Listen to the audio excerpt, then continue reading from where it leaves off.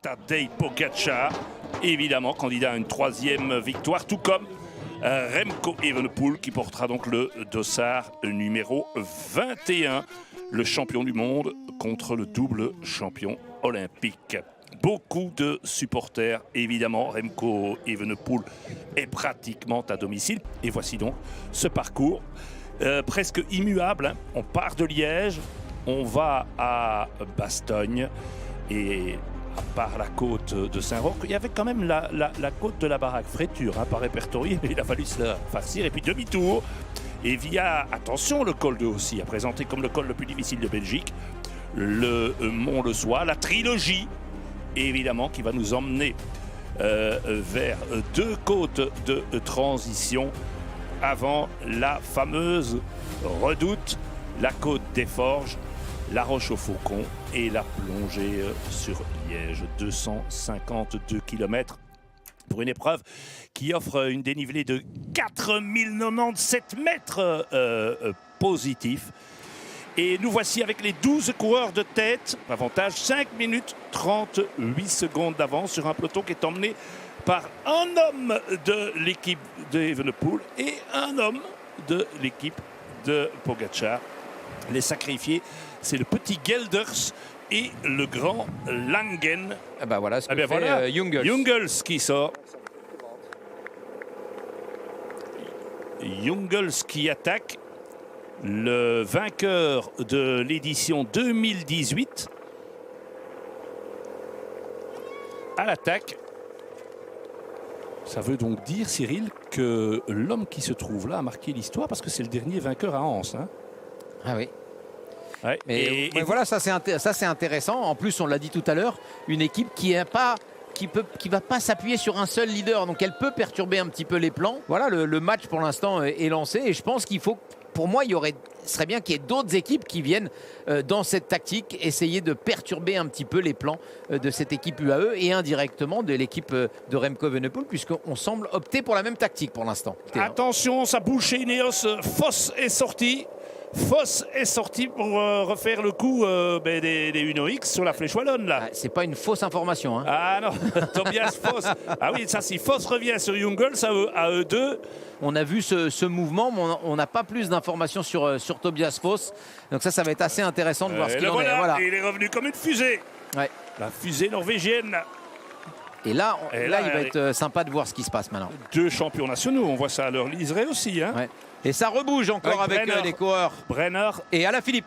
Ouais, c'est bien vu. Et tout de suite, ça fait réagir les équipiers de Tadej Pogačar. Bien sûr. Ah, c'est raide. Hein. Et quand on est dans cette première partie, là, on sent qu'il y a déjà du pourcentage. Hein, c'est très raide. Mais un petit peu plus haut, là, on arrive à des endroits où on est à 17, 18. On a même cette sensation d'être vraiment très, très raide. Et Boulawat qui accélère. Pas mal. Vous savez qu'il n'y a aucun passage sous les 10% dans ce truc. Hein. Ah non, il n'y a pas de temps mort. Dans celle-ci, elle est terrible. Je ne sais pas s'il va monter comme ça jusqu'en haut, Boulawat, mais il est courageux là. Hein, parce qu'il a mis de la pression sur tout le monde dès le pied là. Je ne sais pas si c'est Valentin Retailleau qui lui a dit allez, on fait la cassure, on fait le forcing, mais il fait mal à tout le monde. Donc Jack Egg, légèrement détaché. Et allez, tout le monde dans la même image, c'est vous dire. Magnifique. C'est superbe. Il y a encore du monde dans le peloton là-bas. Mais il y en aura un peu moins là-haut. La haute levée dont le sommet est situé à un peu plus de 74 km de l'arrivée. C'est intéressant de voir quelle sera la décision et l'attitude. Hop là, il y a dû avoir une grosse chute. La première chute, ou en tout cas le premier vrai ralentissement. Q36.5. Ouais, c'est un coureur de pique-nique. Ça fait drôlement mal d'ailleurs. C'est pas Barguil ça? Ouais, c'est le 12, hein, c'est Barguil, ouais. Et Novak qui continue son forcing, voilà, l'échappée revue à 300 mètres du sommet. Egg est repris et on repart à 0 à 60 km de l'arrivée. Et Novak a bouché presque une minute hein, sur cette échappée. Hirschi à l'arrière, il se retourne, et il me demande s'il n'y a pas un problème mécanique. Vous voyez Evenepoel, vous? Non, non, il est très très loin, mais depuis un bon moment, il est très très loin.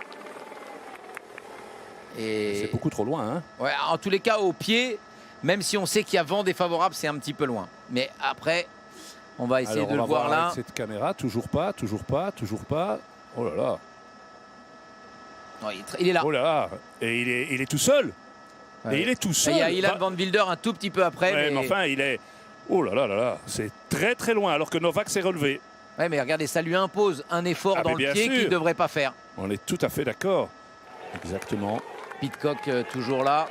Alors, est-ce que le casque d'or... Attention, parce que Pogačar attaque. Attaque de Pogačar. Assis sur la selle, attaque de Pogačar, voilà. Attention, vent défavorable, on l'a dit. Hein, donc ça, c'est quand même une donne importante en gardant les équipiers.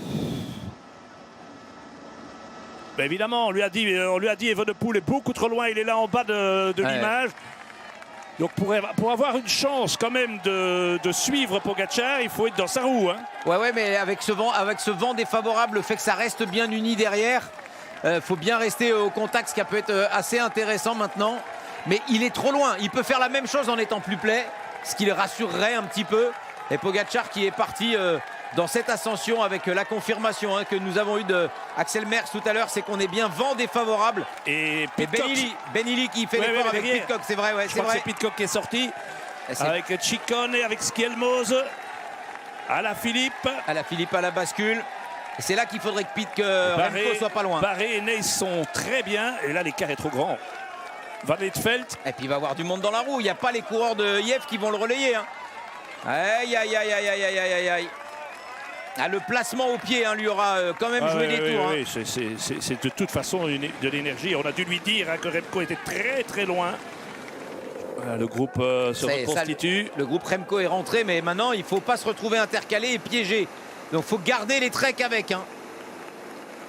Il y a Only qui est là. On a Martin. Quinton Hermans, Martin, Evenepoel. Ce qui manque à Evenepoel, là, c'est 3 équipiers. Hein. S'il a des équipiers avec lui, ici, il peut rouler. On a Benoît. Blackmore. Ah, il y a Van Sevenant. Il y a Van Sevenant qui est là. Peut être intéressant d'utiliser Van Sevenant dès maintenant, je dirais, pour essayer de contrecarrer ces 40 secondes qui séparent le groupe Evenepoel de Tadej Pogačar, parti seul. Bon, est-ce que ces 4-là peuvent boucher 30 secondes face à Pogačar, en sachant qu'il y a quand même encore attaque d'Evenepoel maintenant. Ouais, mais là, il va toujours avoir du monde. Il va toujours avoir du monde. Personne pour rouler. Mais oui, mais c'est normal. C'est écrit. C'était logique, ça. Là, il peut dire ce qu'il veut, Remco Evenepoel. C'est lui qui fait une erreur dans le placement. Et maintenant, il est pris au piège parce qu'il y a des coureurs intercalés. Il n'aurait surtout pas fallu qu'il y ait d'IF et de Trek intercalés. Maintenant, c'est piégé. C'est terminé. C'est fini. Il va avoir du mal à se sortir de ce bourbier, Remco Evenepoel, maintenant, même s'il est costaud. Et Remco qui fait un gros effort, ça fait mal à tout le monde. Hein. C'est clair qu'il a l'air fort. Oh là là là, il en remet. Mais derrière, c'est Matthews. Et voilà, c'est reparti. Et il fait mal à tout le monde. Hein. Il est costaud, c'est sûr. Mais il a fait une erreur de placement, Remco Evenepoel. Ça craque derrière lui. Allez. S'il veut y aller, ouais, mais là, si on fait ça... Malheureusement, là, il a fait mal à tout le monde. Hein. C'est bien Lennart Van Lietveldt qui est un tout petit peu plus loin, juste derrière Matthews. On a Jordan Jegat aussi. Il a l'air d'en avoir encore dans la soquette, Remco. Mais s'il attend qu'il ait du monde, il n'a pas d'équipier. Donc, c'est à lui de faire la différence maintenant. Et là, je pense qu'il aurait été placé pour la faire. S'il avait vraiment les jambes, là, il aurait dû continuer sur son effort, je pense. Honnêtement, il avait fait craquer tout le monde de la roue. Impatient de voir ce que ça va donner derrière. Est-ce que Remco est en mesure de faire exploser tout le monde dans cette ascension? Mais regardez, une fois de plus, c'est lui qui doit boucher le trou. C'est encore lui qui doit boucher une cassure ici. C'est dingue. Alors qu'on va arriver au pied de la Roche-au-Faucon. Et il sera aussi mal placé au pied de la Roche-au-Faucon qu'il l'était au pied de la Redoute. Donc là, quand même, on a l'impression qu'il a un peu... capitulé ou pas? C'est possible? J'ai trouvé tout à l'heure dans les forges, quand il a fait l'effort, j'ai trouvé que c'était costaud. Derrière, ça tirait un petit peu la langue. Maintenant, c'est à lui d'utiliser cette ascension pour essayer de ressortir, revenir mais il est en devant. dernière position d'un groupe de 40. On est d'accord. Mais il y a un podium encore à aller chercher. C'est pas perdu. Ciccone sur ses qualités de grimpeur. On va perdre Julien Alaphilippe très vite, je pense. Et ils sont derrière. Ils sont là. La tête du peloton est juste derrière. Oh là là là là là là, c'est fini. Ouais, je pense que là, Remco Evenepoel a tourné le bouton. Et Ciccone, Illy, Pidcock. Aïe, aïe, aïe, aïe, aïe, aïe, aïe. Bon, écoutez, il faut pas non plus tomber dans le travers. Non. Voilà, il est à son 4e jour de course. C'est pas un trou qu'il y a entre lui et ses adversaires dans les courses d'un jour, c'est un précipice. En fait, les 4 monuments, c'est Van der Poel 2, Pogačar 2. Ouais. Voilà le résumé des monuments du printemps. Et il a le temps de saluer, c'est ce qui fait qu'il est populaire. Et évidemment, il regarde le public. 3e victoire pour Tadej Pogačar sur Liège-Bastogne-Liège 2025. Illy qui lance.